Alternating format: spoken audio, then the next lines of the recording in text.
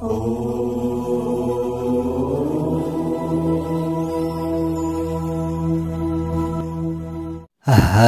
ओम। स्वस्ति श्री गणेशाय नमः। ओम नमो भगवते वासुदेवाय।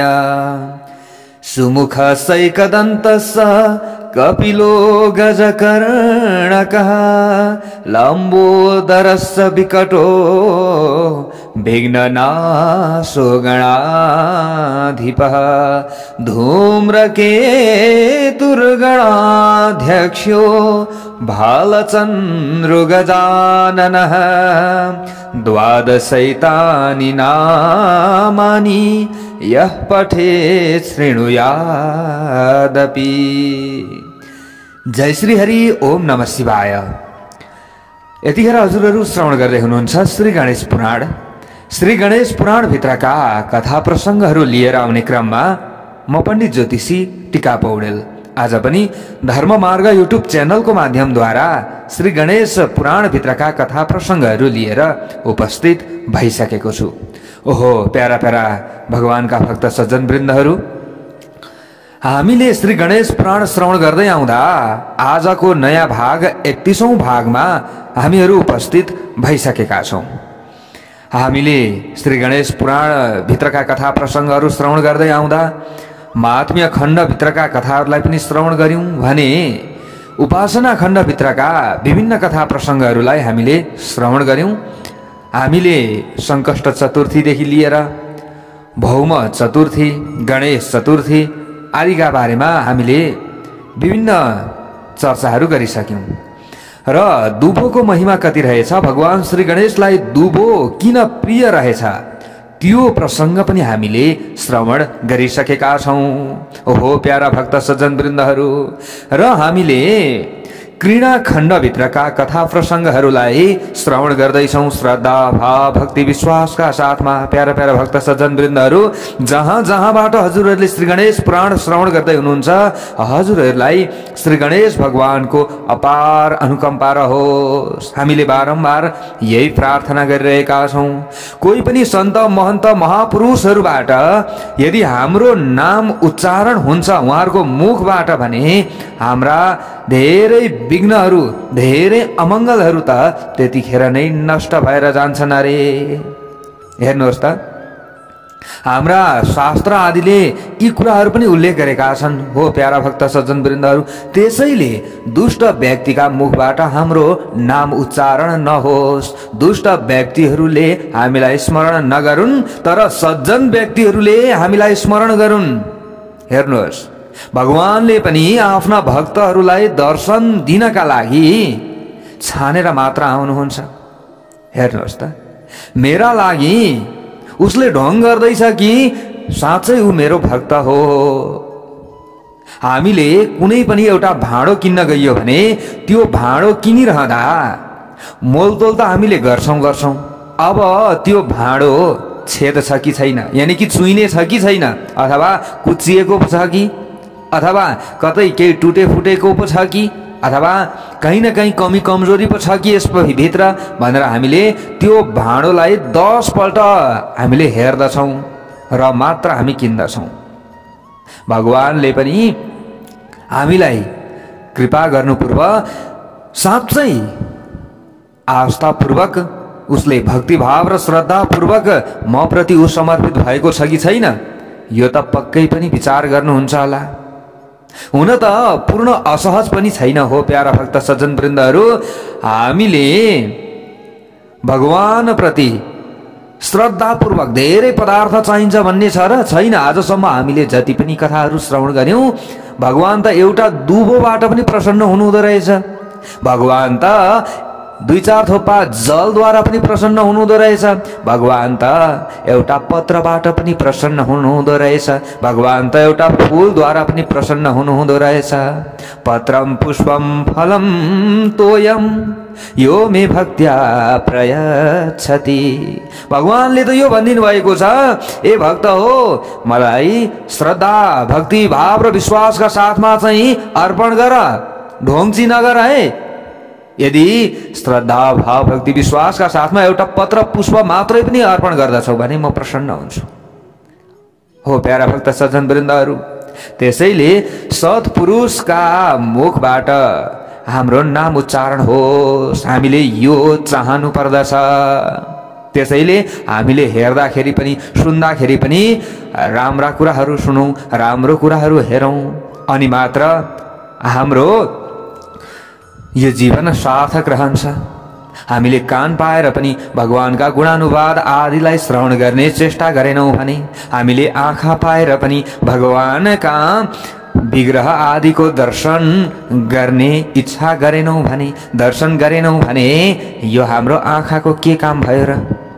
हो प्यारा भक्त सज्जन वृन्दहरू, जसले हाम्रो निर्माण गर्नुभयो उहाँकै हामीले दर्शन गर्दैनौँ, उहाँकै हामीले चिन्तन गर्दैनौँ भने अब हामी के कामका लागि यो धरतीमा आयौँ होला?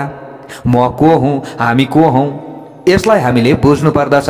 त्यसैले हो प्यारा भक्त सज्जन वृन्दहरू, श्री गणेश पुराण हजुरहरूकै पुराण हो, हजुरहरूले नै लगाइराख्नु भएको छ। अहिले मैले बारम्बार यही भनिरहेको छु र जति हजुरहरूले कमेन्ट गरिराख्नु भएको छ उहाँहरूको त नाम मैले बारम्बार लिइरहेको छु। हो प्यारा भक्त सज्जन वृन्दहरू, कथामा डिस्टर्ब हुन्छ होला भनेर मैले अब कथाको बिचमा चाहिँ हजुरहरूको नाम उच्चारण गर्दिनँ, तर पनि हजुरहरूले जतिले कमेन्ट गर्नुभएको छ नि उहाँहरूको नाम म बारम्बार पढिरहेको हुन्छु, बारम्बार पढिरहेको हुन्छु, हामी पढिरहन्छौँ। हो प्यारा भक्त सज्जन वृन्दहरू, जस कारणले गर्दा हजुरहरूका चाहिँ विभिन्न अमङ्गलहरू नाश भएर जाउन्, हजुरहरूलाई केही न केही राम्रो होस् भन्ने नि हाम्रो हेतु हो र यसको पुण्यको भागी हजुरहरू हो। हो प्यारा भक्त सज्जन वृन्दहरू, हामी त यहाँबाट यी पुराण कथाहरूलाई सुनाउने मात्रै हौ, यसको पुण्य लिने काम हजुरहरूले नै गर्नुहोला। कसो गर्दा हुन्छ, कसरी पुण्य लिन सकिन्छ, कसरी यो अवसरलाई उम्काउन सकिँदैन, कसरी यो अवसरलाई हामीले ग्रहण गर्ने, कतिखेर चाहिँ हामीले श्री गणेश पुराणलाई श्रवण गर्ने, त्यो हजुरहरूले एउटा टाइम त बनाउनै पर्दछ। भर्सक बिहान अपलोड गरेकै समयमा हजुरहरूले कथा प्रसङ्गहरूलाई श्रवण गर्नुहोला। हो प्यारा भक्त सज्जन वृन्दहरू, बिहानको 5:30 श्री गणेश पुराण हजुरहरूको मोबाइलमा, हजुरहरूको कम्प्युटर ल्यापटप आदिमा अवश्य पनि आइसक्छ। हजुरहरूले च्यानल सब्सक्राइब गरेर सँगै आउने घन्टीको चिन्हमा थिचेर अलमा थिच्नु भएको छ भने नोटिफिकेसन अवश्य पनि टक्रक टक्रक मोबाइलमा आइहाल्छ। कति सजिलो छ। जतिखेर आउँछ हामीले सबैभन्दा अगाडि श्रवण गरिहालौँ है, श्रवण गरिहालौँ। भरे म श्रवण गर्छु भनेर नछुटौँ, हामीले नछोडौँ, भरे पनि श्रवण गरौँ। दिनमा 10 चोटि 100 चोटि कतिचोटि सकिन्छ श्रवण गरौँ न, के जान्छ हाम्रो। हेर्नुहोस् त, आखिर हामीले नेटमा पैसा लाउनै पर्छ, नलाई त हामी बस्दैनौँ पक्कै पनि।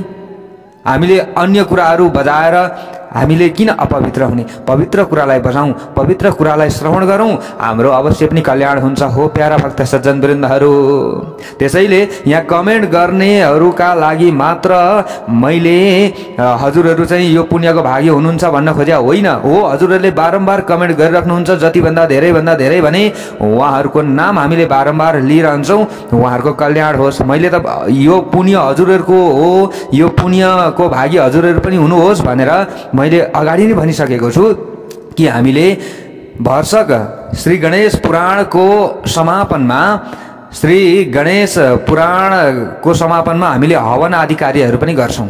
पक्कै पनि यो सङ्कल्प मेरो यो भित्रैदेखि यो आएको छ कि हजुरहरूको नाम उच्चारण गरेर हजुरहरूको नामको चरु आहुति त्यहाँ परोस्। मेरो चाहिँ सोच यस्तो छ।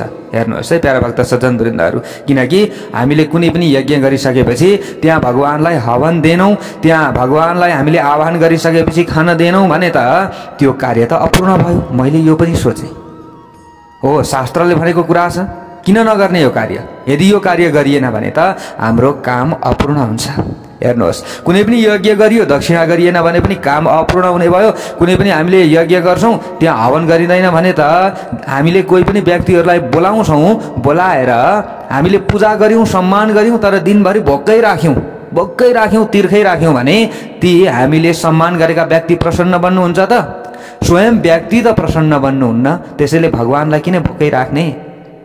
हुन त हामीले बिहान बेलुका पूजा गरिरहेका छौँ, बिहान बेलुका हामीले यसो भगवानलाई भोग त लगाइरहेका छौँ, तर पनि श्री गणेश पुराण श्रवण गरिसकेपछि हामीले मनमा धारण गरेका छौँ कि भगवान मेरो हृदयमा पक्कै हुनुहुन्छ। श्री गणेश पुराण श्रवण गरिरहँदा पक्कै पनि श्री गणेश भगवान हाम्रो हृदयमा हुनुहुन्छ भने उहाँलाई हामीले किन भोकै राख्ने। त्यसैले अन्तिम दिनमा हामीले श्री गणेश पुराणका कम्तीमा पनि 108 अथवा 1008 नामद्वारा हवन गर्ने यो सोच बनाएका छौँ। हो प्यारा भक्त सज्जनवृन्दहरू, यसमा हजुरहरू पनि नछुट्नुहोला, मेरो आग्रह त यही छ। हो प्यारा भक्त सज्जनवृन्दहरू, मैले त बारम्बार हजुरहरूलाई भनिरहेको छु कि आफ्नो हजुरहरूले नाम लेखिराख्दाखेरि गोत्र पनि लेखिराख्नु होला है। किनभने हो हामीलाई अब गोत्रहरू त अलिअलि त थाहा हुन्छ, तर पनि कतिको चाहिँ अलग अलग गोत्रहरू पनि हुन्छ। त्यसै कारणले गर्दा हजुरहरूले त्यो कार्य गरिदिनु होला। अथवा काहीँ न काहीँ फोनबाट अथवा हजुरहरूले चाहिँ म्यासेजबाट भए पनि हामीलाई त्यो उपलब्ध गराउनु होला। यो पुण्यको भागी हजुरहरू पनि हुनु होला। हामीलाई सबै कुरा हामीलाई दिनुपर्छ चाहिन्छ भन्ने होइन, हामीले हजुरहरूलाई दिन सकौँ यो नै महान कार्य हुन्छ। हो प्यारा भक्त सज्जनवृन्दहरू, हामीले हाम्रो नामबाट भगवानलाई एकचोटि हवन गर्न पाइयो, यसो आहुति गर्न पाइयो भने योभन्दा ठुलो कार्य अरू के हुन सक्छ? हुनै सक्दैन। हेर्नुहोस् त अहिले हामी देश विदेश परदेश कहाँ कहाँ छौँ, कोही अमेरिकामा, कोही अस्ट्रेलियामा, कोही हङकङमा, हामी त टाढा टाढाबाट कथा श्रवण गरिरहेका छौँ गुरुजी भनेर हजुरहरूले भनिराख्नु भएको छ। हो प्यारा भक्त सज्जनवृन्दहरू, त्यहाँ असम्भव होला तर हामीसँग त सम्भव छ नि। हामीसँग त केही न केही यहाँनिर स्रोत साधनहरू जुड्छ नि र ठाउँ पनि छ हवन गर्ने। त्यसैले हजुरहरूको नामद्वारा हामी आहुति गर्न सकौँ भयो भने हामीले त्यसलाई क्लिप बनाएर भोलिपल्ट हजुरहरूलाई दर्शन पनि गराउनेछौँ। हेरौँ अब कहाँसम्म सम्भव हुन्छ, यो पनि सबै सम्भवको कुरो हो होइन, तर पनि हामीले गर्न चाहिँ गर्छौँ। हो प्यारा भक्त सज्जनवृन्दहरू, त्यसैले यो पुण्यको भागीदार हजुरहरू पनि हुनुहुन्छ। मैले यो बारम्बार भनेको छु, कथालाई व्यापक सेयर गर्नु होला हजुरहरूले, किनभने धर्मको प्रचार गर्ने जिम्मा हजुरहरूको पनि हो। मैले यो बारम्बार भनेको छु, हामीलाई भ्यू चाहिएको होइन, हामीलाई पैसा चाहिएको होइन, हामीलाई त यो धर्मको रक्षा होस्। धर्मो रक्षति रक्षित। जब धर्मको रक्षा हामीले गर्छौँ हो प्यारा भक्त सज्जनवृन्दहरू, अनि हाम्रो रक्षा हुन्छ। जब हामीले धर्मको रक्षा गर्दैनौँ भने हाम्रो रक्षा कसले गर्छ? कसैले पनि गर्दैन। जसले हामीलाई निर्माण गरो, जसले हाम्रो धर्मलाई निर्माण गरो, उहाँहरूले यदि हाम्रो त्यो धर्मलाई, त्यो निर्माण गर्ने व्यक्तिलाई हामीले संरक्षण गरेनौँ भने हाम्रो संरक्षण कसले गर्छ होला? कसैले पनि गर्दैन। पराई धर्ममा गएर हामीले केही पनि प्राप्त गर्न सक्दैनौँ। यहाँ त यतिसम्म पनि हजुरहरूले भन्नुभएको छ कि हजुरको च्यानल हेर्न थालिसकेपछि, हजुरका कथा प्रसङ्गहरू श्रवण गर्न थालिसकेपछि मैले त धर्म परिवर्तन गर्ने सोच बनाएको थिएँ, तर त्यो पनि मैले सोचलाई त्यागिदिएँ भन्ने यहाँ भक्त महानुभावहरू, भक्त भागवतहरू पनि हामीसँग जोडिँदै हुनुहुन्छ। यो सुन्दाखेरि पनि हाम्रो त छाती धेरै ठुलो फुलेर आउँछ। हो प्यारा भक्त सज्जनवृन्दहरू, यो हो हामीले गर्नुपर्ने, यो हो हामीले अरूलाई बुझाउन सकौँ, अरूतिर हामीले हाम्रो धर्मको प्रचार गर्न सकौँ, यही हो हामीले गर्ने। हो प्यारा भक्त सज्जनवृन्दहरू, आफ्ना आमा बुवालाई छोडेर हामीले अर्काको आमा बुवालाई आमा बुवा एक दुई दिन भनेकाले हुँदैन। हेर्नुहोस्, आफ्ना आमा बुवाले कुटेको र अर्काको आमा बुवाले चाटेको मिल्दैन। त्यसैले पराई धर्मलाई छोडौँ, आफ्नो स्वधर्ममा हामी आउँ, आफ्नो धर्मको संरक्षण गरौँ। हाम्रो धर्मले हाम्रो रक्षा जसरी पनि गर्छ। हो प्यारा भक्त सज्जनवृन्दहरू, हेर्नुहोस्, श्री गणेश पुराणबाट हामीले 18 उपपुराण, 18 महापुराण आदिको सङ्कल्प गरिसकेका छौँ, यो सोच बनाइसकेका छौँ। बीचबीचमा कहिलेकाहीँ ग्याप होला, यो अलग कुरा भयो, तर पनि जसरी हुन्छ कसरी हुन्छ, हामीले घुँडा टेकेर हुन्छ कि मुन्टो टेकेर हुन्छ कि कसरी हुन्छ, 18 उपपुराण र 18 महापुराणहरू यही तरिकाले हजुरहरूलाई हामीले श्रवण गराउँछौँ। सम्भव भयो केही हामीले चाहिँ अब स्रोत साधनहरू जुटाउन सकियो भने व्यासै बनाएर भए पनि हजुरहरूलाई अन्य पुराणहरू पनि हामीले श्रवण गराउने प्रयत्न गर्नेछौँ। चतुर्मासको भागवत कथा प्रसङ्गहरूलाई पनि हामीले श्रवण गर्नेछौँ। भरसक हजुरहरू जोडिनुहोला धर्ममार्ग युट्युब च्यानलमा, अरूलाई पनि जोड्न आग्रह गर्नुहोला। प्यारा भक्त सज्जनवृन्दहरू, यहाँ स्वार्थ होइन, निस्वार्थ भावले अरूको सेवा गर्न पाऊँ, यो नै हाम्रो धर्म हो, यो नै हाम्रो धर्म हो। हेर्नुहोस् प्यारा भक्त सज्जनवृन्दहरू, हामीले कथा प्रसङ्ग धेरै वाचन गर्नेछौँ। हामीले अन्य बाह्य प्रसङ्गहरूमा हामी रमाउने होइन कि हामी कथाभित्र हामी डुब्ने प्रयत्न गर्नुपर्दछ। यसले हाम्रो उद्धार गर्छ। बारम्बार मैले हजुरहरूलाई यही भनिरहेको छु। त्यसैले बाहिरको कुरा धेरै होइन, कथाभित्रका कुराहरूलाई हामीले धेरै गरौँ, यसबाट हाम्रो कल्याण हुन्छ। हो प्यारा भक्त सज्जन वृन्दहरू, हिजो हामीले श्रवण गर्दै थियौं कि भ्रुसुण्डी ऋषि अब काशी नगरीमा आउनुभएको थियो, काशी राजा कहाँमा आउनुभयो। तर त्यहाँ आएर पनि भ्रुसुण्डी ऋषिले श्री गणेशजीलाई चिन्न सक्नु भएन। अन्तिममा बालक रूप श्री गणेशजीले भ्रुसुण्डी ऋषिलाई 10वटा भुजा सहित भएर आफ्नो दर्शन दिनुभयो भक्तवत्सल भगवानको। भ्रुसुण्डी ऋषिले बारम्बार दण्डवत प्रणाम गर्नुभयो। यो कथा प्रसङ्ग हामीले श्रवण गर्यौं। त्यस पछाडि जो हेमज्योति नामले ब्राह्मणको रूप धारण गरेर एउटा राक्षस आएको थियो ज्योतिषी बनेर, तर भगवान श्री गणेशले सजिलै चिन्नुभयो। ए बाबु, तिमी त ब्राह्मण बन्न खोज्यौ, ब्राह्मणको स्वरूपलाई धारण गर्यौ, तर भित्र तिमीले ब्राह्मण कर्म गरेनौ भनेपछि तिमीमा अहंकार छ, तिमी अभिमानी हौ, तिमी राक्षस हौ। राक्षसको अवश्य पनि म उद्धार गर्नका लागि आएको हुँ। राक्षस जसभित्र अहम भाव भित्रिएको छ, जसभित्र विभिन्न काम, क्रोध, लोभ, मोह, मद, मात्सर्य आदि ज्यादा रहेको छ, अरूको डाहा गर्छ, अरूको ईर्ष्या गर्छ, अरू कोही पनि व्यक्तिहरूले राम्रो कर्म गर्न खोज्दैछ भने उसको जरा खन्छ भने उसको पनि मैले जरा खन्नु पर्दछ, उसको त उद्धार मैले गर्नु पर्दछ। भगवान श्री गणेशले यो विचार गर्नुभयो र हेमज्योति नाम गरेर आएको ब्राह्मणको स्वरूप धारण गरेको त्यो राक्षसको पनि भगवान श्री गणेशले महोत्कट भगवानले उद्धार गरिदिनु भयो। त्यस पछाडि कुपासुर र कन्धरासुरको पनि उद्धार गर्नुभएको कथा प्रसङ्गहरूलाई हामीले श्रवण गरिसक्यौं। हो प्यारा भक्त सज्जन वृन्दहरू, अगाडि गएर वेदव्यासजीले भन्दै हुनुहुन्छ, अब ब्रह्माजीसँग प्रश्न गर्दै हुनुहुन्छ वेदव्यासजीले के भन्नुहुन्छ? काशी राजा गृहे ब्रह्मन् विवाह सकदा भवत् तन्ममा चक्ष्व भगवन् विस्तरात् चतुराननः। अब यहाँनेरि वेदव्यासजीले प्रश्न गर्दै हुनुहुन्छ, हे विधाता, काशीराजको घरमा तिनका छोराको विवाह सम्बन्धी चर्चा पटक पटक भयो, तर जहिले तहिले विघ्न मात्र उत्पन्न भइरहेको छ।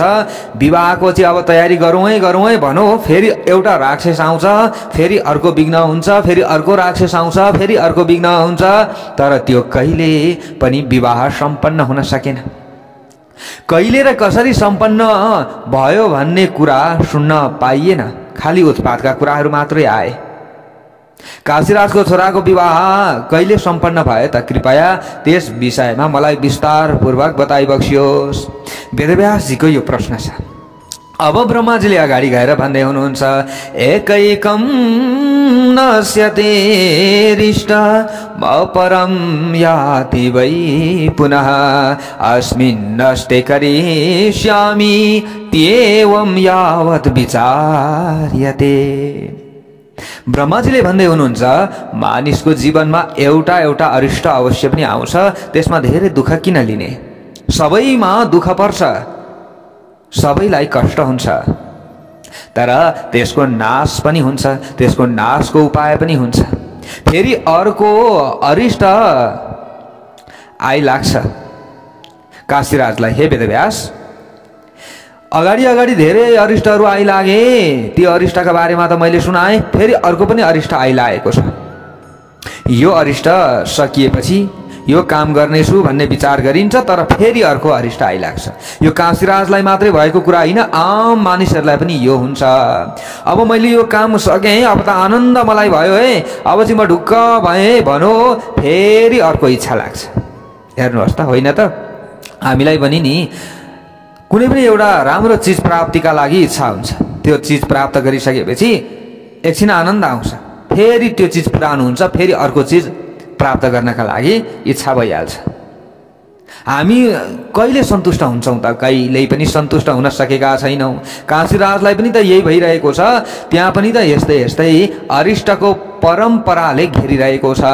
फेरि सुन्नुहोस् हे वेदव्यासजी, एकचोटिको कुरा हो, कुपा सुर र जो कन्दरासुर थियो यो त मरे, यिनीहरू त मरिसकेपछि नरान्तकले अरू फेरि असुरहरूलाई पठायो। अन्धकासुर, अम्बासुर र तुङ्गासुर नामक 3 डरलाग्दा राक्षसहरू बालक श्री गणेशलाई मार्ने इच्छाले त्यहाँ आए। कहाँ? काशीराजमा।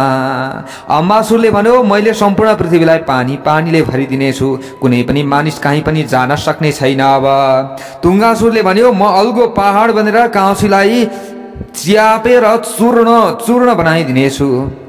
इन्द्रले पर्वतको प्वाँख च्यापेका थिए, जसरी इन्द्रले पर्वतहरूको प्वाँख काटेका थिए, च्यापेर काटेका थिए, त्यसै गरी काशीपुरी चिया भएपछि यहाँ हाम्रो विरोधी कोही रहने छैन।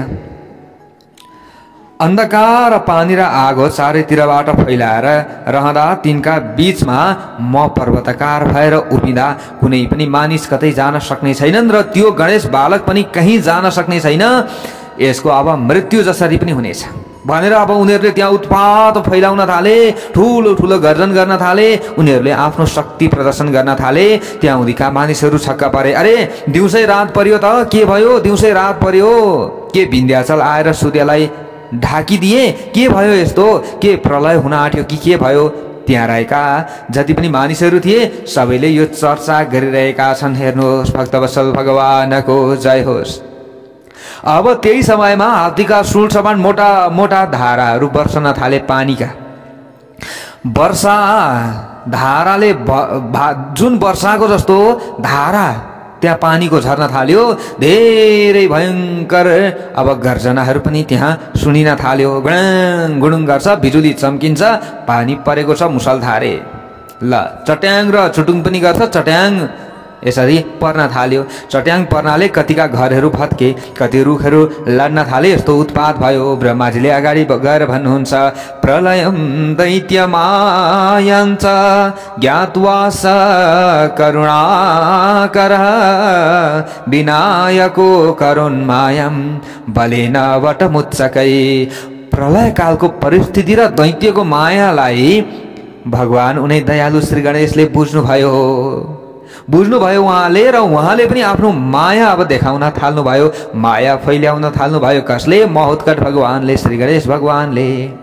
उहाँले अचानक एउटा 100 योजनसम्म फैलने र लहरा एवं जराले जेलिएको अल्गो बडो रुखको निर्माण गर्नुभयो। के को रुख? बरको रुखको निर्माण गर्नुभयो। त्यस बेला श्री गणेशले आफूलाई बरको रूपमा एउटा पक्षीको रूपमा परिणत गरिदिनु भयो। अब त्यो अरिष्टबाट रक्षा गर्नका लागि आफ्नो प्वाखले भुइँ छोएर टाउकाले आकाश स्पर्श गर्नुभयो। आफ्नो मुखबाट सम्पूर्ण नगरीको पानी पिदिनु भयो र शरीरको प्रकाशले नगरीलाई उज्यालोले भरिदिनु भयो। अन्धकारमय बनेको छ नि त, मुसलधारे पानी परिरहेको थियो, अँध्यारो छाइरहेको थियो, सूर्यलाई ढाकिदिएका थिए यी राक्षसहरूले। सम्पूर्ण नगरीको पानी पिएर शरीरले अब नगरलाई प्रकाशित गरिदिनु भयो। वनको हात्तीले चाहिँ आफ्ना हातहरूले पानीको शोषण गरिदिनु भयो। हेर्नुहोस्, मानिसहरू खुसी हुन थाले। अब ठुलो विघ्न टर्यो भनी आपसमा कुरा गर्न थाले। अन्धकार हटेपछि ती सबै मानिसले विशाल स्वरूप र घना पात भएको आफ्नो अगाडि ठुलो रुख देखे। बरको टुप्पामा अद्भुत चरा बसिरहेको थियो। ती मानिसहरूले त्यस्तो चरा कहिल्यै पनि देखेका थिएनन् र सुनेका पनि थिएनन्। सबै मानिसहरू उत्सुक भएर बरको फेदमा अब बस्न गए। हेर्न थाले, उँभो ठाडो घाँटी लगाएर बडे मानको चरा छ बरको रुखमाथि। केही मानिसहरू हात्ती, घोडा र केही रथ, केही ऊँट र केही पाल्कीमा बसेर त्यहाँ हेर्न गए। हेर्नुहोस्, काशी राज पनि आफ्नी रानी र सेवकहरूका साथमा बरको फेदमा आइपुगे। त्यहाँ वरिपरि कुकुर, बिराला र वनका प्राणीहरू रमाएर बसेका थिए। अब सबै खुसी भए, त्यो बरको फेदमा बस्न थाले। श्री गणेशको प्रतापले गर्दा त्यहाँ वर्षा र अन्धकार अब भएन। यसरी उज्यालो भएर दिन फर्केपछि सबै मानिसहरूले पूर्ववत आफ्ना कर्महरू अब गर्न थाले। नगरका व्यवसायीहरूले व्यवसायमा प्रवृत्त भए। भगवान श्री गणेशले सबैको रक्षा गर्न चराको रूप धारण गर्नु भएको थियो। भक्तवत्सल भगवानको जय होस्। मानिसहरूले एक आपसमा भन्दै थिए, उहाँ पक्कै पनि श्री गणेश हुनुहुन्छ, उहाँले नै हाम्रो यो कष्टको निवारण गरिदिनु भयो। भगवानको अब यो लीलापछि शक्ति क्षीण भएका दैत्यहरूले आफ्ना क्रियाकलाप बढाउन सकेनन् र निश्चेष्ट भएर तुङ्गासुर एकदमै व्याकुल भयो। हेर्नुहोस्, अब तुङ्गासुर व्याकुल भयो र फेरि आफ्नो शक्ति प्रदर्शन गर्दै तुङ्गासुर भने अब दसैँ दिशा थर्काउनका लागि उसले चेष्टा गर्न थाल्यो तुङ्गासुरले, र गर्जन पनि गर्यो। त्यो भन्दै थियो मैले पर्वतको रूप लिएको छु, अब चराको रूप लिने श्री गणेशलाई तुरुन्तै मारिदिनेछु।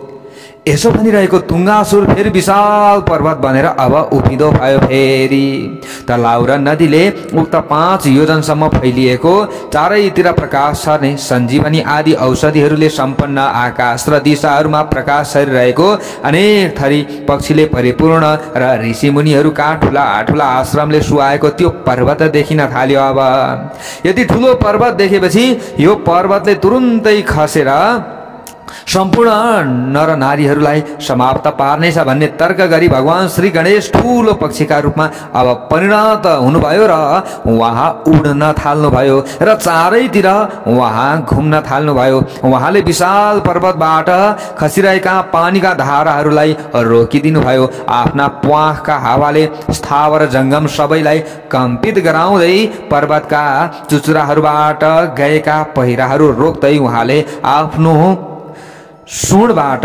पर्वतलाई थाम्नु भयो, झर्न दिनु भएन।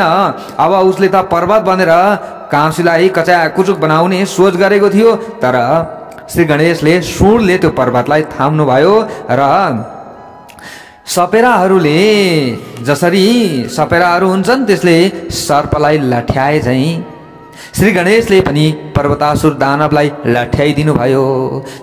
तुङ्गासुरका साथमा अम्बासुर र अन्धकासुर पनि भगवानसँग सङ्घर्ष गर्न तयार भएर अब आए फेरि लडाईँ गर्न। भगवान श्री गणेश एउटा खुट्टाले अन्धकासुर र अर्को खुट्टाले अम्बासुरको शरीरमाथि टेकेर अब ठुलो गर्जन गर्दै उड्न थाल्नुभयो। वहाँ उड्दा ती तीनैजना दैत्य पनि उड्न थाले। अब उड्दै जाँदा तिनीहरू अन्तरिक्ष नागेर सूर्यमण्डल नजिकै पुगे।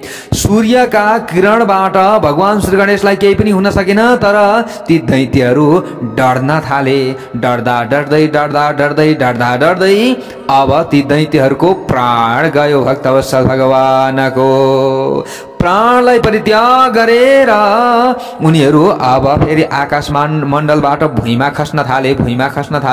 भुइँमा धडमसँग उनीहरूको शरीर बजारियो। बजारिँदा उनीहरूका ती अङ्ग प्रत्यङ्गहरू सबै छुटिएर कहाँ पुगे, टुक्रा टुक्रा भए। हेर्नुहोस्, सबै मानिसहरू चकित भए, ऋषिमुनिहरू चकित हुनुभयो र सबै देवताहरूले पनि आकाशमा विमान लिएर आएर यो दृश्य हेरिरहेका छन्। सबै छक्क परे। दैत्यहरूको विनाशपछि ती सबै मानिसहरूले भगवानले निर्माण गर्नुभएको वटवृक्षलाई अब देवता मानेर दर्शन गर्न थाले। हेर्नुहोस्, सबैले यसरी दर्शन गर्न थाले। अब यस्तो घटनापछि राजा रानी र नागरिक सहित भगवान श्री गणेश ध्वजा पताकाले सजाइएको काशी नगरीमा प्रवेश गर्नुभयो। सबैलाई उहाँहरूले के गर्नुभयो? सान्त्वना दिनुभयो। भगवान श्री गणेशको त्यो समयमा जय जयकार भयो। अब काशी राजले फेरि यो ठुलो उत्पात भयो भनेर ब्राह्मणहरूलाई बोलाएर फेरि स्वस्ति शान्ति गरिहाल्नुभयो। भक्तवत्सल भगवानको जय होस्। स्वस्ति शान्ति फेरि गरिहाल्नु भयो। यी राक्षसहरूको वध पनि भइसकेको छ। अगाडि गएर ब्रह्माजीले फेरि भन्दै हुनुहुन्छ, श्रेणु द्वैज महाशर्यम कथ्यमानं मया तव विनायकस्य चरितं सर्वपापहरं नृणाम्।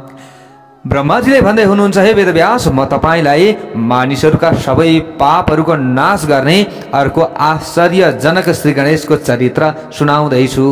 तपाईँ सावधान भएर सुन्नुहोस्। विनायकस्य चरितं सर्व पापहरं नृणाम्। भगवान श्री गणेशका चरित्रहरू जसले श्रवण गर्दछ उसका सारा पापहरू नाश भएर जान्छ र अन्तिममा भगवानको धाममा उनीहरू प्राप्त हुन्छन्। ब्रह्माजी स्वयंले भन्दै हुनुहुन्छ, स्वयं विधाता हुनुहुन्छ। हेर्नुहोस् है, उहाँले भन्दै हुनुहुन्छ वेदव्यासजीलाई, हे वेदव्यास, अब अम्बासुरको शिर काशीको रणस्थलमा छुटिएर आफ्नो घरको आँगनमा खसेपछि त्यसकी आमा जो थिए भ्रामरीले आफ्ना छोराको शिर देखेर विलाप गर्न थालिन्। हेर्नुहोस्, जो अम्बासुर थियो राक्षस, अब त्यसको शिर फुटिएको छ आँगनमा खसेको छ। माता भ्रामरीले देखिन्। उनकी माताले अब छोराको शिर देखिसकेपछि तिनले सखीलाई सम्झिन्, आफ्नी साथीलाई सम्झिन् र साह्रै बिलाप पनि गर्न थालिन् र छोराको त्यो छुटिएको टाउको समातेर बिलाप गर्न थालिन्।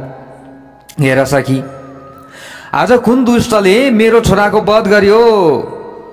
एकदम लडीबडी गर्न थालिन्, छाती पिट्न थालिन्, शोकाकुल भएकी छिन्, यता र उता लडीबडी गर्न थालिन्। हेर्नुहोस्, साह्रै चिन्ता पर्यो। हेर्नुहोस् त, कुन चाहिँ आमालाई खुसी हुन्छ त? कुन आमा खुसी हुन्छन् त आफ्ना सन्तति आदिलाई यस्तो हुँदा? कुनै पनि आमा खुसी हुन सक्दिनन्। हो प्यारा भक्त सज्जन वृन्दहरू, यहाँ असुर त थियो, तर पनि अब जस्तो भए पनि आफ्नो छोरो हो। भ्रामरीले अत्यन्त अब पीडित भएर आर्त पुकार गर्न थालिन्, कराउन थालिन्। भ्रामरीले भनिन्, जुन वीरले यस पृथ्वीलाई आफ्नो प्रतापबाट थर्कामान बनाएका थिए, जुन वीरले देवताको राजधानी अमरावतीलाई पनि भयभीत तुल्याएका थिए, जुन वीरको आँखाको कटाक्षबाट शेषनागका फणा कम्पायमान हुन्थे, जुन वीरले देवान्तक र नरान्तकलाई राज्यमा अभिषेक प्रदान गरेका थिए, जुन वीरले खोक्ता मात्र धरती र आकाश कम्पित हुन्थ्यो, आज त्यस्ता वीरलाई पनि भुइँमा लड्नु पर्यो। त्यस्ता वीरको पनि अन्त्य हुँदो रहेछ। मेरो छोरो यस्तो थियो, तर मेरो छोरालाई कसले मार्यो? सखीहरूले सम्झाए भ्रामरीलाई, चिन्ता नगर्नुहोस्, शोक नगर्नुहोस्, दुःख सबैलाई पर्छ, कष्ट सबैलाई पर्छ। तर सम्झाइरहँदाखेरि पनि अब भ्रामरीले प्रतिशोधको भावना उनमा उत्पन्न भयो र प्रतिशोधको आगोमा उज्जल्न थालेको भ्रामरीले रिसाउँदै आफ्नी सखीहरूलाई उनले भनिन्, मेरो छोराको शिर तिमीले अब राख राम्रोसँग, यो मेरो हातमा छ, यो शिर राख्दै गर। म मेरा छोराको ज्यानका साथ जसले खेलबाड गरेको छ, त्यसको पनि शिर मैले छुटाउन सकिनँ भने त म पनि अम्बासुरको आमा होइन। ऐसा कि अब म तुरुन्तै जान्छु, अदिति र कश्यपका छोराको काम हो यो गणेशको काम हो, उसको टाउको म जसरी पनि लिएर आउँछु। अब जसरी पनि म लिएर आउँछु। त्यसैका साथ मैले मेरा छोराको दाह संस्कार गर्नेछु, उसको पनि टाउको राख्नेछु र मेरो छोराको पनि टाउको राख्नेछु र दुवैको टाउको एकै ठाउँमा राखेर म दाह संस्कार गर्नेछु, नत्र म छोराको दाह संस्कार गर्ने छैन। हे सकियो, अब म लागेँ। तुरुन्तै भ्रामरीले अनेक राक्षसहरूलाई साथमा लिएर भगवान गणेशलाई मार्न भनी काशी नगरीमा पुगेको भ्रामरी त्यहाँ पुगिसकेपछि अब आफ्ना सेनाहरूलाई राक्षसहरूलाई वरिपरि फिजाएर आफूले भने ठ्याक्कै जस्तो अदिति माताको स्वरूप थियो त्यस्तै स्वरूपमा ऊ परिणत भई। हेर्नुहोस्, राक्षसीहरू मायावी हुन्छन्। अब भ्रामरीले तुरुन्त अदिति माताको जस्तै रूपलाई धारण गरी, कश्यप ऋषि पनि अब आमा भनिसकेपछि रुकै हुनुहुन्थ्यो, पक्कै पनि यो रूपको धारण मैले गरेँ भने यसको म शिर छेदन गर्न सक्दछु भनेर अब भ्रामरीले अदिति माताको रूपलाई धारण गरिन् र काशी नगरीमा प्रवेश गरिन्, राजधानीमा प्रवेश गरिन्, राजमहलमा प्रवेश गरिन्। काशी राजाकी महारानीले अदिति हुन् भन्ने थाहा पाइन्। हेर्नुहोस्, अब उनले त अदितिकै स्वरूपमा देखिन् नि त, अदिति नै हुन् यिनी भन्ने अब महारानीलाई लाग्यो र आफ्नो भित्र प्रवेश कक्षमा लागिन् र विभिन्न सामग्रीहरूले पूजा गरिन्। गदगद बाणीमा केही वार्तालापहरू भए।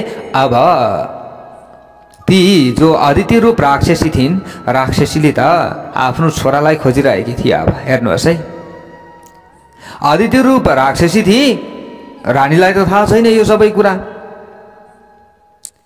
अब मेरो छोरा खोइ, मेरो छोरालाई ल्याउनुहोस् हे रानी भन्दै यसरी अब यो अदिति रूप राक्षसीले भन्न थाले। धेरै दिनदेखि तपाईहरूले मेरो छोरालाई यहाँ राख्नु भएको छ, अहिले मेरो छोरो कहाँ छ, म छोरालाई कति बेला देखौँली भन्दै अत्यन्त तीव्र गतिले यहाँ आएकी छु। म मेरो छोरालाई आलिङ्गन गर्न चाहन्छु, माया गर्न चाहन्छु, काखमा बोकेर स्तनपान गराउन चाहन्छु, मेरो काखमा म राख्न चाहन्छु। मेरो छोरो खोइ। यसरी अब यी अदिति रूप राक्षसीले भन्न थाले। काशीराज पनि नुहाउन जानुभएको रहेछ। त्यो समयमा आफ्नो भवनमा आइपुग्नु भयो र अदिति मातालाई देखिसकेपछि अत्यन्त प्रसन्न भए काशीराज पनि। काशीराजलाई पनि लागिरहेको छ कि पक्कै पनि अदिति माता नै हुन् भन्ने, तर ती त अदिति रूप राक्षसी भ्रामरी हो भन्ने कुरा कसलाई थाहा छ र कसैलाई पनि थाहा छैन। स्वयं उनी प्रभु परमात्मा श्री गणेशलाई बाहेक अरू कसैलाई पनि थाहा छैन।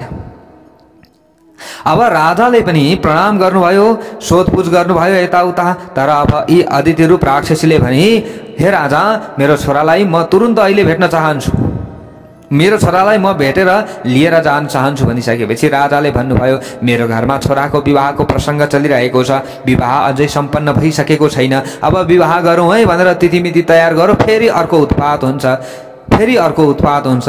यसो गर्दा गर्दै मेरो छोराको विवाह रोकिराखेको छ। मेरो छोराको विवाह सकिएपछि म हजुरको छोरालाई लिएर हजुरको आश्रममा जसरी पनि आउनेछु भनिसकेपछि अब अदिति रूप राक्षसीले भन्न थाली, हे राजा, तपाईँ यो कस्तो कुरा गर्दै हुनुहुन्छ? मेरो छोरालाई मैले देख्न नपाएर मेरो यो दिमाग तातिसक्यो, मेरो त यो छाती चिरिसक्यो, म त मेरो छोरालाई हेर्न चाहन्छु। छोराको वियोगले गर्दा म कति पनि अब बाँच्न सक्दिनँ, म चिन्तामा परिरहेकी छु, मैले कहीँ पनि सुख पाउन सकिरहेको छैन हे राजन। यसरी अदिति रूप अब राक्षसी भ्रामरीले भन्न थाली। यसरी राक्षसीले कुरा गरिरहेकै बेला श्री गणेश भगवान पनि अब सानो सानो बालक टुकुर टुकुर टुकुर खेल्दै खेल्दै अरू साथीहरूका साथमा श्री गणेश जी त्यहाँ आइपुग्नु भयो। अगाडि छोरालाई देख्ने बित्तिकै गहिरो माया देखाउँदै हतार हतार मेरो छोरो मेरो छोरो मेरो छोरो भन्दै अदिति रूप राक्षसी भ्रामरीले हतार हतार चुम्बन गर्न पुगे, आलिङ्गन गरी मेरो छोरो सुन्दर रूपलाई धारण गरेकी छ। फेरि यो भ्रामरीले नि, यो राक्षसीले नि ठ्याक्कै अदिति माताको स्वरूपलाई धारण गरेकी छ। फेरि हेर्नुहोस् त कति मायावी। अब श्री गणेशलाई आफ्नो काखमा राख्न थाली। हेर्नुहोस्, मेरो छोरो भन्छे। हेर्नुहोस् है, अब चिप्लो गाछाई राक्षसी हो,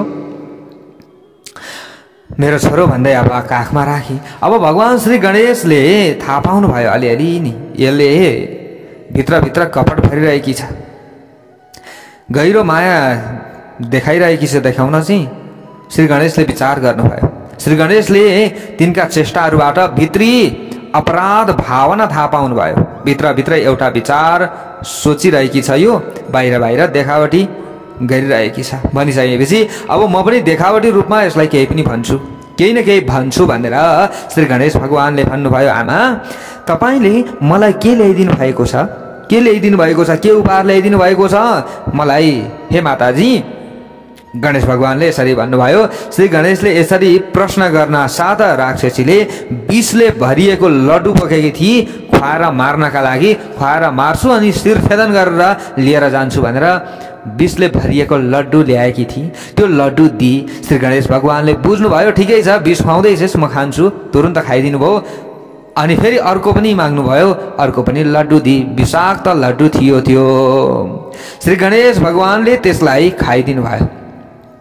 अब त्यसरी लड्डु खाइसकेपछि राजाले प्रार्थना गर्दै भन्नुभयो, हे आमा, हे अदिति, हे माता, बालक सहित हजुर भान्सामा गई बक्सियोस्, भान्सा तयार भएको छ, प्रसादी तयार भएको छ, हजुरले प्रसादी लिई बक्सियोस् भनेपछि अब यी जो राक्षसी थिए भ्रामरी, ऊ हतार हतार उठेर अदिति माताको रूपमा आएकी छ।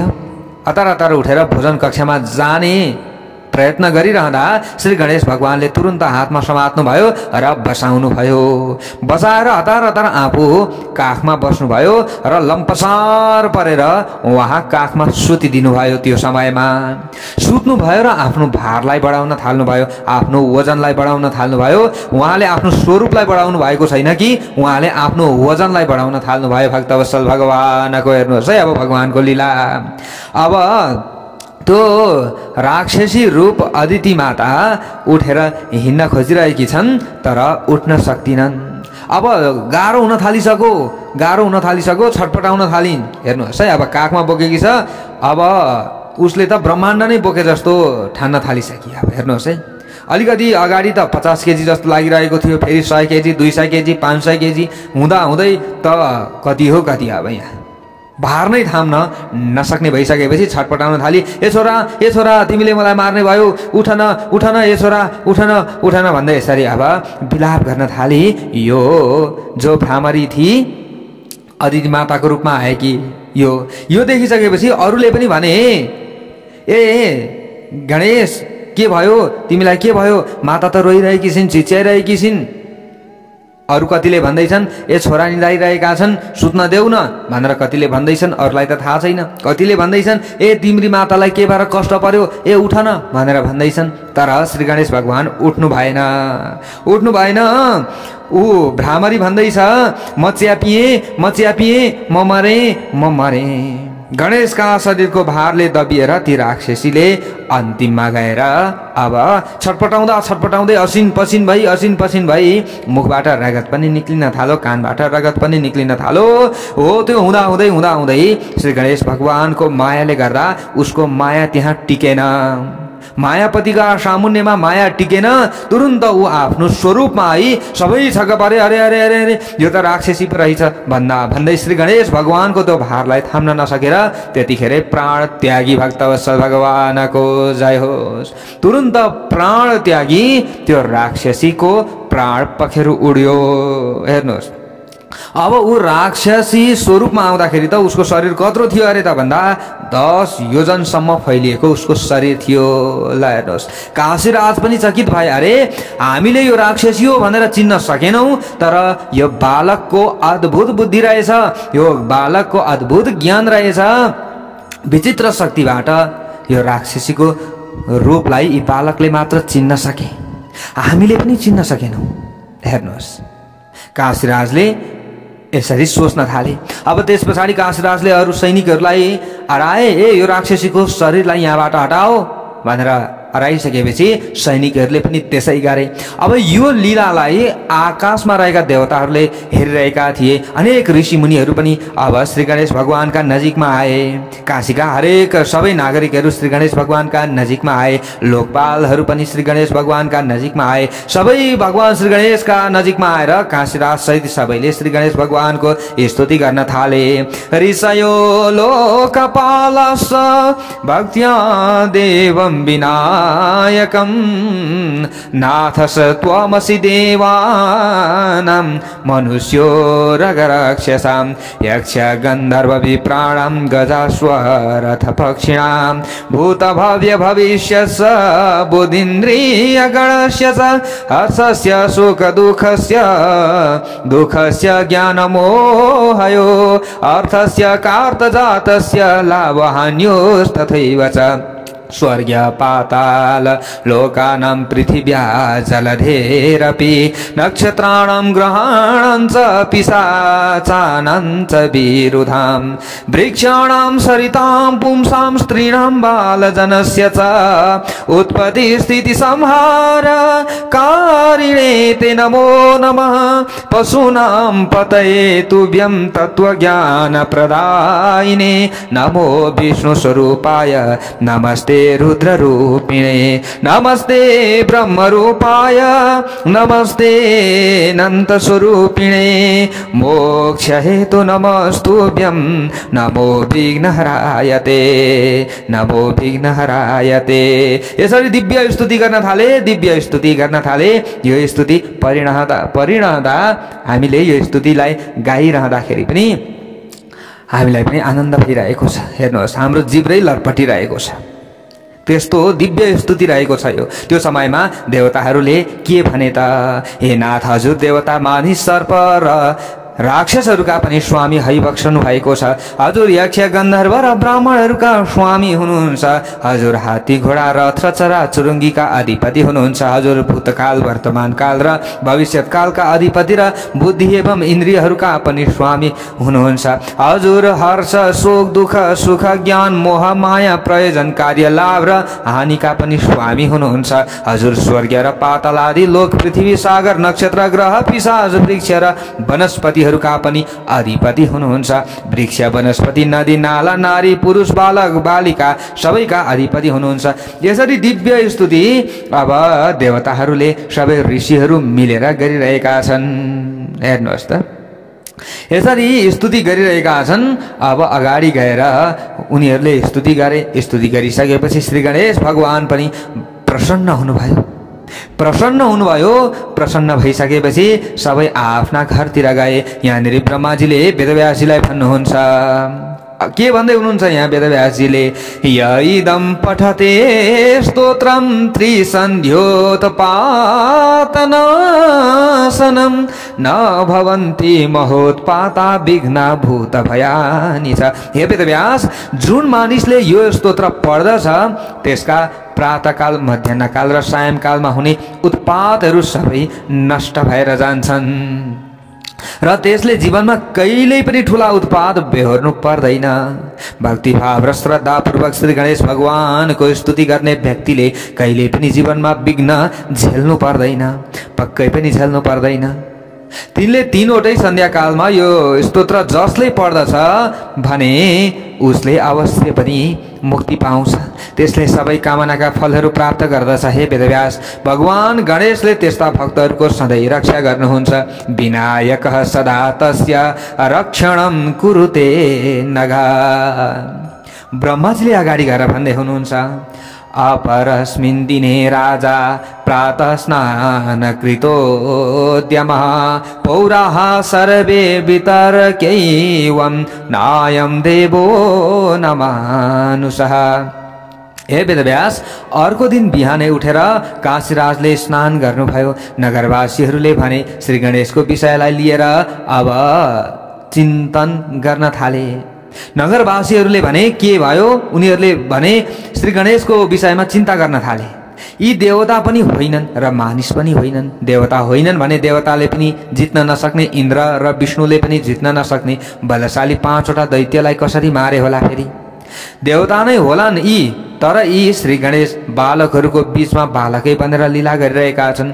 यसरी तर्क गर्दै ती मानिसहरू राजाका नजिकमा आए र राजा पनि सिंहासनमा आसीन भई ती मानिसहरूलाई लक्ष्य गर्दै उहाँले भन्नुभयो, तपाईहरूको जुन कार्य छ त्यो बताउनुहोस्, सिद्धि प्राप्त हुनेछ। हे पूर्ववासी सज्जनवर्ग, तपाईहरू बिहानै यहाँ किन आउनुभयो? तिनीहरूले भने, अब पूर्ववासीहरूले खासै रहस्यको कुरा त केही थिएन, तर हामीहरू एउटा कुरा भन्न मन लागेर हजुरका सामुन्नेमा आएका हौँ। तपाईँले ल्याउनु भएका मुनिपुत्र श्री गणेश हुनुहुन्छ। हामीले उहाँको कहिल्यै कति पनि सेवा गर्न पाएनौँ। हजुरले मात्र घरमा राखेको राखै गर्ने, हजुरले मात्र सेवा गरेको गरै गर्ने। तपाईँले त आफ्नो घरमा राखेर नित्य पूजा गर्नुहुन्छ, भोजन पनि गराउनुहुन्छ। हामीले कहिले भोजन गराउन पाउने? हेर्नुहोस् त, हामीले कहिले भोजन गराउन पाउने? ब्राह्मणका छोरा बनेर अहिले आउनु भएको छ। ब्राह्मणको सेवा गर्नु त हाम्रो धर्म हो। खोइ हामीले सेवा गर्न पाएको? खोइ हामीले त कहिल्यै सेवा गर्न पाएनौँ। तपाईँका घरमा जे जस्ता वस्तु र व्यक्ति आउँथे तिनीहरूले मात्र यी ब्राह्मणका छोराको सेवा गर्न पाए। गणेशलाई उनीहरूले आफ्नो बनाउन पाए, तर हाम्रो घरमा त हजुरले कहिले पनि पठाउनु भएन। हामी यही कारणले निवेदन गर्न आएका हौँ। राजाले अगाडि गएर भन्नुभयो, सम्यक् उक्तं यत्र जना विभज्य भुज्यते तुयात्। हे नागरिक सज्जन, तपाईहरूले राम्रो कुरा गर्नुभयो। कुनै कुरा पनि एक्लै खाइन्छ भने त्यो मिठो हुँदैन। अमृतम याति च विषम विषमन्यत भवेत् तुतात्। कुनै कुरा पनि एक्लै खाइन्छ भने त्यो मिठो हुँदैन, तर बाँडेर खाइन्छ भने त्यो असाध्यै मिठो हुन्छ। अर्कालाई नदिएर एक्लै खाँदा अमृत पनि विष हुन्छ। कस्तो राम्रो कुरा!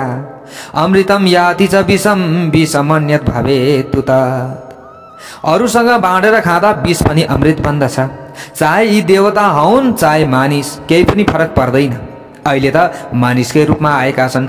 यिनमा जसको भक्ति छ ती मानिसहरूले आफ्नो घरमा लिएर गई पूजा गर्नुहोस्, भोजन गराउनुहोस्। यसमा मलाई केही आपत्ति छैन। मेरो जति अधिकार छ तपाईहरूको पनि त्यति नै अधिकार छ। हे नगरवासीहरू, तपाईहरूले यो काम गर्न सक्नुहुन्छ। अब अर्को कुरा म तपाईहरूलाई भन्दैछु। हे नगरवासीहरू, मानिसहरू तीन प्रकारका हुन्छन्, सत्वगुणी, रजोगुणी र तमोगुणी। दुष्टहरूले श्री गणेश साँचा हुन् कि होइनन् भनेर परीक्षण गर्दछन्, तर पुण्यवान र मानिसहरूले यिनको श्रद्धा भक्तिपूर्वक भजन गर्दछन्। व्यक्तिहरू नि धेरै प्रकारका हुन्छन्, भक्त पनि तीन प्रकारका हुन्छन् अरे। गणेश पुराण श्रवण गरिरहँदा यो कति श्रवण गर्नु हो भन्दछन् अरे। कति ती के हुन्? तमोगुणी भक्तहरू हुन्। कति श्रवण गर्नु हो, कति खाली त्यही कुरा आउँछ, उनीहरू के हुन्? तमोगुणी हुन्। हामी कहिले पनि तमोगुणी बन्नु हुँदैन हो प्यारा भक्त सज्जनवृन्दहरू। यहाँ राजाले पनि यही कुरा गर्दैछन्, मानिसहरू तीन प्रकारका हुन्छन्, जसले श्री गणेशमाथि सन्देह गर्दछ त्यो तमोगुणी हो। कसैले आफ्नो स्वभाव अनुसार बालक गणेशको निन्दा गर्दछन् भने कसैले प्रशंसा पनि गर्दछन्। जुन मानिसको जस्तो स्वभाव हुन्छ त्यसले त्यस्तै व्यवहार गर्दछ। जुन मानिसहरूको जस्तो स्वभाव हुन्छ, यो राजाले भनेको कुरा ठिकै छ। जति घोर्ता पनि चन्दनले आफ्नो गन्ध छोड्दैन, इलैमा मुछिए पनि कस्तुरीले आफ्नो गन्ध दिनै राख्दछ। प्याजले जति लुकाउन खोजे पनि आफ्नो गुण प्रकट गरि नै हाल्दछ। मुनिका पुत्र बालक गणेशमा तपाईँहरूको अनन्य भक्ति छ भने लिएर जानुहोस्, तर सन्देह चाहिँ नगर्नुहोस्। यीलाई हामीले ल्यायौँ, भोजन गरायौँ, हुने केही होइन भनेर सन्देह गर्नुभयो भने नाश तपाईँहरूकै हुनेछ। श्रद्धाभाव भक्तिपूर्वक तपाईँहरूले गर्नुहोस्, पूजा गर्नुहोस्, प्रेम गर्नुहोस्, मिठा मिठा पदार्थहरू टक्र्याउनुहोस्, दक्षिणा दिनुहोस्, जे छ आफूले गर्ने कुरा गर्नुहोस्, तर सन्देह नगर्नुहोस्। तपाईँहरूले यी सच्चा देवता हुन् कि होइनन् भन्ने परीक्षणका लागि लिएर जाँदै हुनुहुन्छ भने चाहिँ तपाईँहरूको सर्वनाश होला। फेरि हे नागरिक सज्जनवर्ग, यी बालक मेरा बाबु र मेरी आमा पनि हुन्। यी बालकलाई मैले त्यस्तो ठानिसकेको छु। अहिले मैले त्यसै यस घरमा राखेको होइन, मैले त्यसै घर लगेर पूजा गर्नुहोस् भनेको पनि होइन। उहाँको अपरिमित शक्ति देखेर मेरो भक्ति पनि त्यसरी नै बढेको छ। श्री गणेश भगवानको अस्तित्व हुँदैन भने मेरो पनि अस्तित्व हुँदैन, काशीपुरीको पनि अस्तित्व हुँदैन र तपाईँहरूको पनि अस्तित्व हुँदैन। राजाका यस्ता कुरा सुनेर नगरवासीहरूले भने, हे नरेश, हजुरले जे भन्नुभएको छ त्यो कुरा यथार्थ हो, यसमा कुनै अन्यथा छैन। हामीहरूको कार्य सिद्धि कसरी हुन्छ त्यो हजुरले गराइ बक्सियोस्। हे काशीराज, हामी बालकलाई घर लगेर आफ्नो शक्ति अनुसार सम्मान गर्नेछौँ। त्यतिखेर नै सबैका साक्षी र जगतका गुरु बालक रूप भगवान श्री गणेशले तिनीहरूको भित्री मर्म बुझ्नुभयो। त्यो समयमा श्री गणेश पनि त्यहाँ आइपुग्नु भयो र सबै नगरवासीहरूको अब भित्री इच्छालाई बुझिदिनु भयो र उहाँले सम्बोधन गर्दै भन्नुभयो श्री गणेशले, किमर्थम माम प्रार्थयन्तो भवन्तो ती महत्तरः। हे नागरिकहरू, तपाईँहरू आफै अत्यन्त महान हुनुहुन्छ, किन मलाई आफ्नो घर लिएर जानका निमित्त प्रार्थना गर्दै हुनुहुन्छ? एउटा मुनिको छोरो बच्चा मानिस हुँ म त। तपाईँहरूले मेरो पूजा गरेर के पाउनुहुन्छ? मलाई त तपाईँहरूले ठुलो खर्च गरेर केही पनि पाउनुहुन्छ जस्तो मलाई लाग्दैन। श्री गणेश भगवानले मन चोर्दै हुनुहुन्छ। हेर्नुहोस्, कुनै बेला तपाईँहरूका घरमा व्रतबन्ध हुन सक्छ, विवाह हुन सक्छ, अथवा कुनै यज्ञ गर्न सक्नुहुन्छ, अथवा कुनै उत्सव हुन सक्छ, अथवा देवताको पूजा पनि हुन सक्ला, अथवा तिथि श्राद्ध पनि हुन सक्ला। त्यस्ता अवसरहरूमा तपाईँहरूले मलाई बोलाउनुहोस्, म खुसी भएर जानेछु। अहिले जानुपर्ने कुनै औचित्य म देख्दिनँ। तपाईँहरू धेरै हुनुहुन्छ, म एक्लो छु। सबैका घरमा म कसरी जान सक्दछु? म एउटा व्यक्ति, तपाईँहरू हजारौँ हुनुहुन्छ, लाखौँ हुनुहुन्छ। कहिले तपाईँहरूको घरमा म डुलिसक्नु? तपाईँहरू जस्ता बुद्धिमान मानिसहरूले किन बाँझी गाईको दुध दुहुने रहर गर्दै हुनुहुन्छ? के आफ्नो मनोकामना पूरा गर्न चाहने मानिसले कल्पवृक्षलाई छोडेर सामान्य रुखको आश्रय लिन्छ र लिँदैन? अथवा क्षुद्र कामनाका लागि पनि कसैले कल्पवृक्ष छोडेर सानो रुखको आश्रय लिँदैन? तर तपाईँहरू म जस्तो सामान्य बालकका समीपमा आएर किन याचना गर्दै हुनुहुन्छ कि हाम्रो घरमा तपाईँ जानै पर्दछ भनेर याचना गर्दै हुनुहुन्छ? राजासँग किन गिडगिडाउँदै हुनुहुन्छ? श्री गणेशका कुरा सुनेर मुख्य नागरिकहरूले फेरि भने, विनायक वचः श्रुत्वा श्रेणी मुख्या जगु पुनः अस्मिन् विवाहे सम्पन्ने न स्थास्यति क्षणं भवान्। नगरवासीहरूले फेरि भने, काशीराजको घरमा विवाह सम्पन्न भएपछि हामीलाई थाहा छ कि तपाईँ एकछिन पनि यहाँ बस्नुहुन्न, तपाईँ गइहाल्नुहुन्छ। राजाको कृपाबाट हामीले हजुरको दर्शन पाएका छौँ। हामी हजुरका भक्ति गर्दछौँ, हजुरमा भक्ति गर्दछौँ। हाम्रो भक्तिलाई सफल तुल्याइदिनुहोस्। हजुर पूर्ण काम हुनुहुन्छ र श्रेष्ठ स्थिति एवं पालन गर्न सक्नुहुन्छ। हजुर सबैका हृदयमा अन्तर्यामी भएर बस्नुहुन्छ। हजुरले सबैका मनोवृत्ति जान्नुहुन्छ। हजुर कुनै काम गर्न र नगर्न अथवा त्यसलाई अन्यथा गर्न समर्थ हुनुहुन्छ। हजुर सच्चिदानन्द स्वरूप भइबक्सनुहुन्छ। हजुरलाई हाम्रो पूजा चाहिएको छैन, तर पनि हामी चाहिँ तपाईको पूजा चाहन्छौँ, तपाईलाई पूजा गर्न चाहन्छौँ। हामीलाई तपाईलाई त हाम्रो सेवा चाहिएको छैन, किनकि तपाईँ त सर्वव्यापक हुनुहुन्छ। तर हामी चाहिँ हाम्रो धनको शुद्धिका लागि, हाम्रो तनको शुद्धिका लागि हजुरलाई केही कुरा टक्र्याउन चाहन्छौँ, केही कुरा हजुरलाई दान गर्न चाहन्छौँ, केही कुरा हजुरलाई भोजन गराउन चाहन्छौँ। यो हामीले पुण्य कमाउनका लागि गर्ने हो, तपाईलाई तृप्ति गराउनका लागि होइन। तर देवता भक्तिका प्यारा हुन्छन् भन्ने शास्त्र वचनलाई व्यर्थ हजुरले नबनाउनुहोस्। हामी त हजुरका भक्त हौँ हजुरका। तिनीहरूका यस्ता कुरा सुनेर श्री गणेशले फेरि भन्नुभयो, तपाईहरूको यस्तो भक्ति छ भने राजासँग आज्ञा लिएर म तपाईहरूका घरमा जानेछु। भगवान श्री गणेशका यी वचन सुन्ने बित्तिकै सबै नगरवासीहरू आफ्ना घरतर्फ लागे। यति खुसी भए, आहा, आज हाम्रा घरमा सत्पुरुषको चरण पर्ने भयो, हाम्रो घरमा ब्राह्मणका छोराको चरण पर्ने भयो, आज हाम्रो घरमा साक्षात् श्री गणेश भगवान आउनु हुने भयो। कसैले घरमा मण्डप बनाउन थाले, अरे सजाउन थाले। कसैले आफ्ना घरका दैलामा कलशका अंकुराहरू राख्न थाले। कसैले पाल टाँगे, कसैले आफ्ना घर बाहिर ठुला ठुला द्वार तयार गरे, कसैले अद्भुत सामग्रीहरू तयार गरे। अब श्री गणेश भगवान हाम्रो घरमा आउँदै हुनुहुन्छ भनेर थाहा पाइसकेपछि अब उत्सव जस्तै त्यहाँ हुन थालो। हेर्नुहोस्, अब घर घरमा सबैले उत्सुक भएर श्री गणेशको स्वागतका लागि सामग्रीहरू तयार गरे। काशीनगरको सीमा प्रान्तमा वेद र शास्त्र जान्ने एउटा ब्राह्मण थिए। त्यो समयमा तिनको नाम शुक्ल थियो।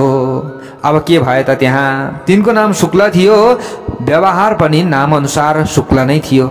ती शान्त, इन्द्रिय विजयी थिए र सहनशील पनि थिए र सम्पन्न पनि थिए। जो सहनशील हुन्छ, जो धार्मिक हुन्छ, जो गुणी हुन्छ, ती व्यक्तिहरू थोरै सम्पत्तिद्वारा पनि सम्पन्न भए जस्तो देखिन्छन्। ती वैदिक र धार्मिक कर्मका त कोष नै थिए। ती ब्रह्मनिष्ठ र अभ्यागतहरूका सेवक थिए। तिनकी पत्नीको नाम थियो विद्रुमा। अब हेर्नुहोस् है, भगवान श्री गणेश सबै नगरवासीका घरमा जाने बेलामा अब यी ब्राह्मणको चर्चा यहाँ हुँदैछ। तिनी ज्ञान सम्पन्न थिए, त्यागमय स्वभाव कि ती विद्रुमा पनि थिइन्, सर्वाङ्ग सुन्दरी नारी थिइन्। हेर्नुहोस्, त्यस्ती नारी जसलाई कुनै पनि सुन चाँदी आदिको आवश्यकता पर्दैन थियो, त्यतिकै सुन्दरी उनी रहेकी थिइन्। ब्राह्मणकी उत्तम गृहिणीका रूपमा बसेकी थिइन्। ती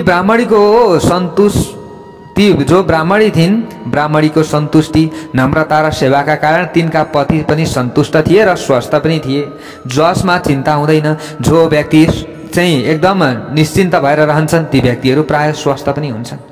अब हेर्नुहोस्, कुनै दिन ती ब्राह्मण भिक्षा गर्न, अब यसरी भिक्षा माग्न भनेर सहरतर्फ लागे। त्यो समयमा त्यहाँ भगवान श्री गणेश हाम्रो घर आउनुहुन्छ भनी मानिसहरूले महोत्सव गरिरहेका थिए। त्यही समयमा अब यी ब्राह्मण भिक्षा माग्नका लागि, भिक्षाटनका लागि त्यो सहरमा प्रवेश गरे। अब त्यो समयमा सबैले के गरिरहेका छन् भने, अब श्री गणेश हाम्रो घरमा आउनुहुन्छ भनेर सबैले द्वारहरू सजाइरहेका छन्। त्यहाँ माहौल त्यस्तो बनिरहेको छ, उत्सव गरिरहेका छन्।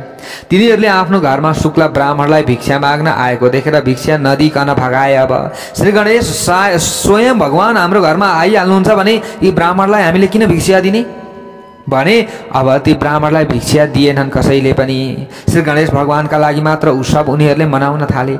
भिक्षा माग्न जाँदा जे जस्तो भिक्षा फेला पर्यो, त्यसैले सन्तुष्ट भई ती घर फर्के। अब आफ्नी पत्नीलाई भने आएर साह्रै दुखी भए ती ब्राह्मण। त्यो दिनमा चाहिँ अरू बेला त सन्तुष्ट थिए, कसैले पनि भिक्षा दिँदैन। श्री गणेश भगवानको उत्सवमा लागिरहेका छन्। ए कल्याणी, सुन्न त, म नगरमा भिक्षा माग्न गएको थिएँ। गणेशको उत्सवका लागि तयारी गरिरहेका मानिसहरूले मलाई भिक्षा दिएनन् र रित्तै फर्काए मलाई। भगवान श्री गणेश प्रत्येक घरमा पूजा ग्रहण गर्न आउँदै हुनुहुन्छ अरे। उहाँ पृथ्वीको भार हरण गर्न कश्यप ऋषिका घरमा अवतीर्ण हुनुभएको थियो। हाम्रो घरमा पनि आउन सक्नुहुन्छ, तसर्थ हामीले उहाँको पूजाका लागि बन्दोबस्त गर्नुपर्दछ।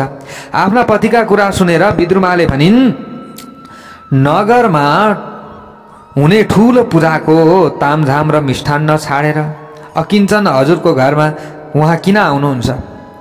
तपाईको घरमा किन आउनुहुन्छ र उहाँ अरूले त धेरै ठुला तामझामहरू गरिरहेका छन्। कसैले घरमा त ठुला ठुला सोफाहरू राखिसके। यो सोफामा चाहिँ यसमा चाहिँ श्री गणेशलाई बसाउँछु भनेर कतिले सुनका विभिन्न पलङहरू बनाइसके। श्री गणेश भगवानलाई चाहिँ आउने बित्तिकै यसमा बसाउँछु, कश्यपका छोरा ब्राह्मणका छोरालाई यसमा बसाउँछु भनेर यसरी विभिन्न सजाउ गरिसकेका छन् भने हामी त केही पनि नभएका, थोरै धनमा पनि रमाउने, थोरै सम्पत्तिमा पनि रमाउने, केही तामझाम पनि गर्न नजान्ने सिधा सोझो हामी जस्तोको घरमा उहाँ किन आउनुहुन्छ र आउनुहुन्न होला? किन हामीले यसरी तामझाम गर्ने र हामीसँग सम्पत्ति पनि यत्रो विधिको छैन? हामी जस्तो निर्धन व्यक्तिका घरमा उहाँ किन आउनुहुन्छ होला र आउनुहुन्न होला? यसरी विद्रुमाले भन्न थालिन् आफ्ना पतिलाई। हेर्नुहोस्, हाम्रो घरमा चन्दन फूल पाकेका बासी अन्न र कन्दमूल यही मात्र हुन सक्छ उहाँका लागि टक्र्याउने, अरू केही पनि छैन। हामी सन्तुष्ट देखिन्छौँ तर धेरै धनी पनि छैनौँ, खुसी छौँ यसैमा। जति राम्रो गरे पनि ती वस्तुबाट मात्र गर्ने हो। हामीले उहाँका लागि सम्मान गर्दाखेरि पनि केही बासी अन्नहरू मात्र छन् हामीसँग। नराम्रो गरे ती वस्तुबाटै हुने हो र राम्रो गरे पनि ती वस्तुबाटै हुने हो। हामीले सेवा गर्ने यही वस्तुबाट हो, अरू केही छैन। उहाँलाई हाम्रो घरमा आएर के पाउनु छ र? आफ्नी पत्नी विद्रुमाका यी कुरा सुनेर शुक्ल ब्राह्मणले तिनलाई भने, हे कल्याणी, उहाँले मलाई चिन्नुहुन्छ, उहाँ दिनहरूका नाथ हुनुहुन्छ। उहाँहरू जो पूर्ववासीहरू हुनुहुन्छ उहाँहरू त तामझाम गरिराख्नु भएको छ, तर उहाँ त दिन दुखीका नाथ हुनुहुन्छ। को? उहाँ श्री गणेश। अनाथहरूका पनि नाथ हुनुहुन्छ। उहाँ भक्त र भक्तिका प्यारा हुनुहुन्छ। जसले भक्ति गर्दछ उसका घरमा आउनुहुन्छ। उहाँ सर्वव्यापक हुनुहुन्छ। उहाँलाई कुनै लोभ छैन। उहाँ त पानी पात र फुलले पनि प्रसन्न हुनुहुन्छ। हेर्नुहोस्, यहाँ ठ्याक्कै पत्र पुष्पमा आयो कुरा। अर्णसा जपलासेन पुष्पेण प्रियते सः। श्री गणेश भगवान त पत्र पुष्प पातद्वारा पनि प्रसन्न बन्नुहुन्छ। पाखण्डीहरूले स्वर्ण भार टक्र्याए पनि उहाँले स्वीकार गर्नुहुन्न। कस्तो राम्रो कुरा आयो। उहाँले स्वीकार गर्नुहुन्न। पाखण्डीहरूले स्वर्णको भार नै किन टक्र्याउन्? सुवर्ण निचयैर्वापि नहि दम्बाद समर्पितहि। आफ्ना पतिका कुरा सुनेर विद्रुमाले फेरि भनिन्, त्यसो हो भने तपाईको घरमा जे छ त्यही टक्र्याउनुहोस्। त्यसपछि ती ब्राह्मणीले 18 प्रकारका धान्यहरू बटुलेर तिनको पिठो तयार गरिन्। अरू केही पनि थिएन घरमा। पुराना चामल धेरै पानीमा उमालेर भात तयार गरिन्।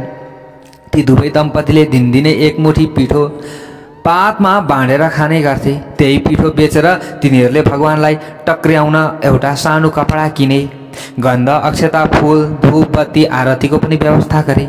वनबाट ल्याएका केही फलहरू एकातर्फ राखे।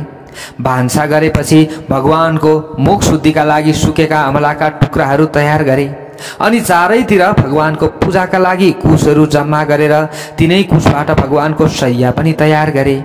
त्यसपछि सन्तुष्ट भएका मुनि बलि वैश्यदेव कर्म गरेर भगवानको पूजा सम्पन्न गरी नैवेद्य चढाएर भगवान श्री गणेशको ध्यानमा लीन भए। अब हेर्नुहोस्, भगवान श्री गणेशको पूजा भने उनीहरूले जहिले गर्थे। ब्रह्माजीले अगाडि गएर भन्नुहुन्छ, सबालो बाल मध्ये तु चिक्रीडे कौतुकान्वित राजा भद्रासन गतो निनृत्यम सर्वजनै सह। श्री गणेश भगवान जो श्री गणेश हुनुहुन्थ्यो, श्री गणेश बालकहरूको बिचमा आनन्दपूर्वक अब खेल्न थालिराख्नु भएको थियो। त्यो समयमा यता जो अत्यन्त गरिब ब्राह्मण थिए त्यो नगरमा उनले पनि यसरी श्री गणेश भगवान आउनुहुन्छ होला भनेर तयार गरिरहेका थिए।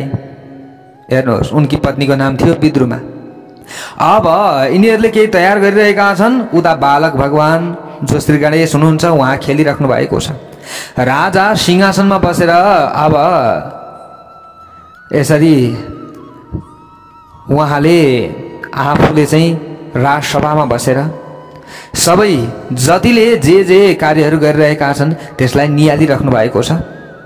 कसले? राजाले, काशीराजले। अब त्यसै बेला देवलोकबाट सनक र सनन्दन ऋषि राजाको रमणीय सभामा आइपुगे। अब हेर्नुहोस्, जो राजा काशीराज थिए, काशीराजका नगरमा जो सनक र सनन्दन थिए ऋषिहरू, उनीहरू देवलोकबाट अब आएका छन् काशीराजका दरबारमा। सभा शोभायमान भइरहेको थियो त्यो समयमा। हेर्नुहोस्, काशीराजको सूर्य र अग्निको झैँ कान्तिले सुहाएका ती दुवै ऋषिको तेजबाट राजाको त्यो दरबार नै एकदम शोभायमान भयो त्यो समयमा। अब यस्तो भइरहेको छ, अब सनक सनन्दन आइरहेका छन्। उता नगरवासीहरूले श्री गणेश भगवान हाम्रोमा आउनुहुन्छ भनेर तयारी गरिरहेका छन्। यता जो अत्यन्त गरिब ब्राह्मण थिए, ती ब्राह्मणले पनि अब तयार गरिरहेका छन् त्यसै नगरमा। उनी त भिक्षा माग्न जाँदाखेरि कोही पनि व्यक्तिहरूबाट भिक्षा पाएनन् र दुखी भएर फेरि आफ्नो आश्रममा आएका छन्। अब ती ब्राह्मणको घरमा श्री गणेश भगवान जानुहुन्छ कि हुन्न होला। अब यी विद्रुमा जो ब्राह्मण पत्नी छन्, अब यिनले श्री गणेश भगवानको कसरी सेवा गर्छिन्, अथवा यी ब्राह्मणले कसरी सेवा गर्छन्, अथवा अब यी सनक र सनन्दन आदि किन आए यी ऋषिहरू, अब यसको प्रसङ्गमा भोलि हामीले कथाहरू अरू श्रवण गर्नेछौँ। हो प्यारा भक्त सज्जनवृन्दहरू, हजुरहरूले श्री गणेश पुराण श्रवण गरिराख्नु भएको छ। श्रद्धा भाव र भक्तिले पुरा श्रवण गर्नुहोला। यो पुण्यको भागी हजुरहरू पनि हुनुहुन्छ। त्यसैले आजको कथा प्रसङ्गबाट म टिका पौडेललाई बिदा दिनुहोस्। भोलि फेरि भेट्ने बाचाका साथ म बिदा चाहन्छु। जय श्री हरि, जय श्री